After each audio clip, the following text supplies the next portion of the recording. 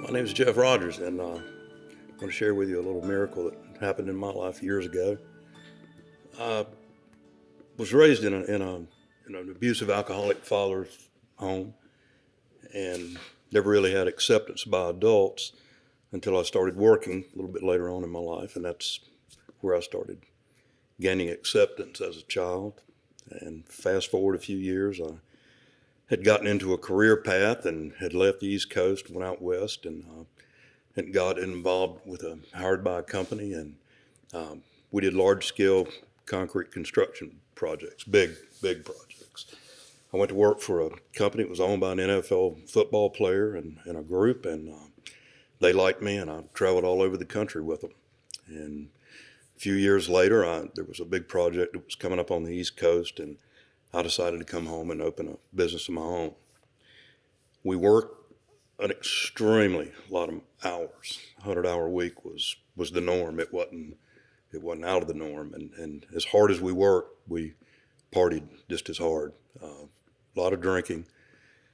We took drugs to stay awake, and we would take drugs to go to sleep.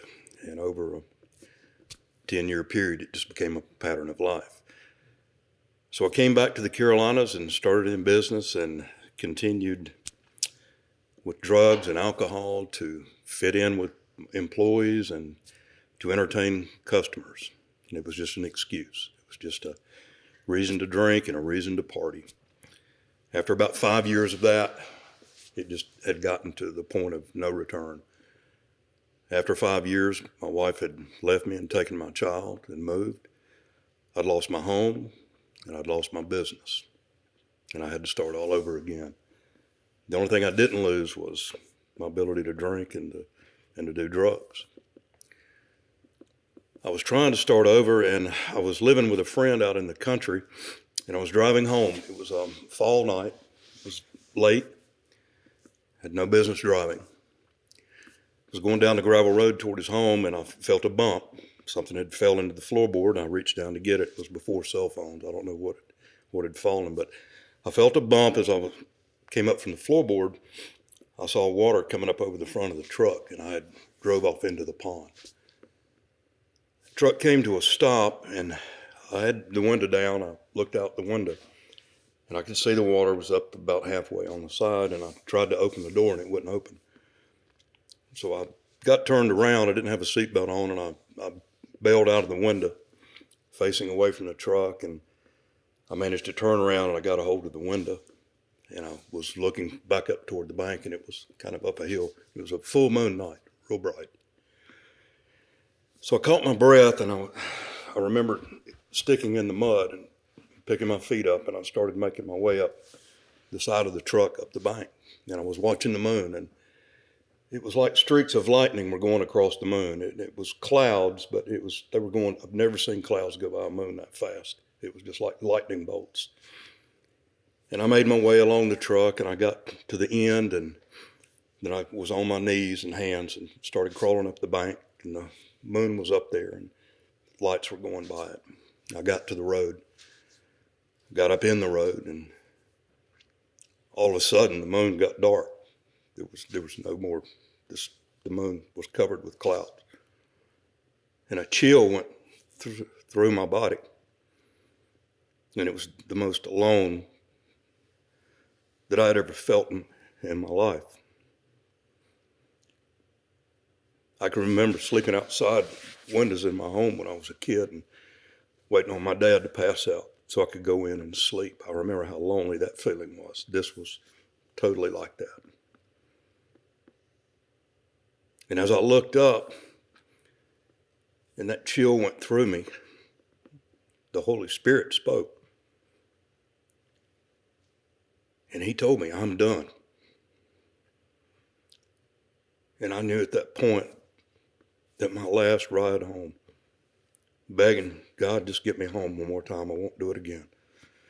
Lord, forgive me. Help me to make it home. I knew that was over with. And I knew he was gone.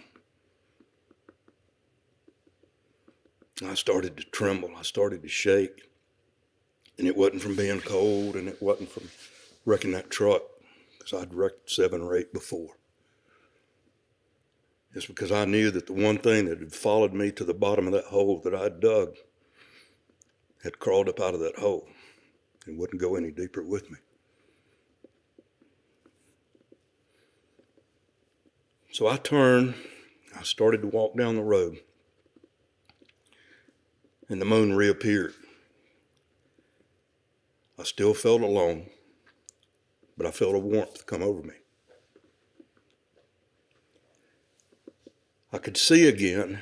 I could see the road. I turned around. I could see the truck, just making sure this wasn't a bad dream. And as I felt warm, I started to put my hands on my body.